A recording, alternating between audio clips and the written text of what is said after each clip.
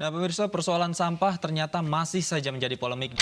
Perilaku membuang sampah sepertinya masih banyak ditemui di Indonesia. Kualitas udara di Jakarta semakin mengkhawatirkan. Dan pabrik mencemari lingkungan. Sampah. Koresponden lingkungan Angkut setiap hari hanya untuk membiarkan pemerintah bisa menemukan tanpa memikirkan efek Tak luput ya. di dasar laut. di kota. Persoalan sampah Warga. Pada kesempatan kali ini, kita akan membahas mengenai pencemaran lingkungan. Manusia mempunyai keinginan untuk meningkatkan kesejahteraan hidup. Bagaimana caranya? Di antaranya dengan mendirikan pabrik-pabrik yang dapat mengolah hasil alam menjadi bahan pangan dan sandang. Pesatnya kemajuan teknologi dan industrialisasi berpengaruh terhadap kualitas lingkungan. Munculnya pabrik-pabrik yang menghasilkan asap dan limbah buangan dapat mengakibatkan pencemaran lingkungan. Terjadinya perubahan lingkungan akan mempengaruhi keberadaan atau kelangsungan makhluk hidup yang ada di dalamnya. Makhluk hidup pada suatu lingkungan selalu tergantung antara satu dengan yang lain.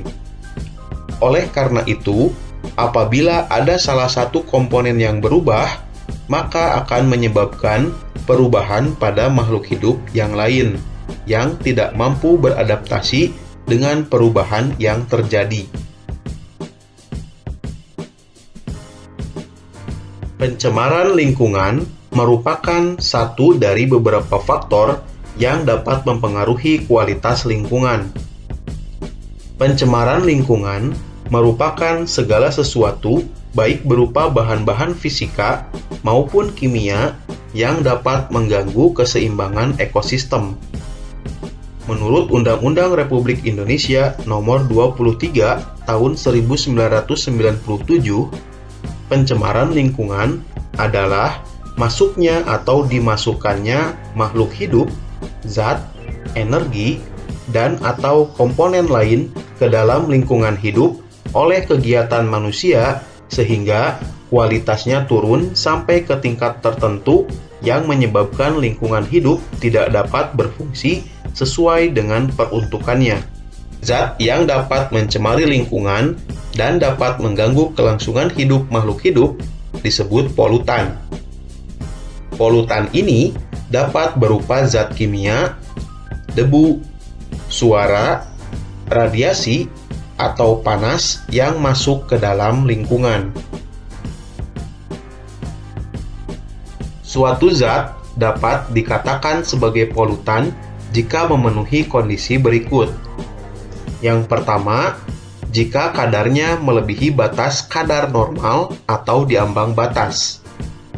Yang kedua, jika berada pada waktu yang tidak tepat. Dan yang ketiga, jika berada pada tempat yang tidak semestinya. Manusia tidak dapat mencegah pencemaran lingkungan yang diakibatkan oleh faktor alam.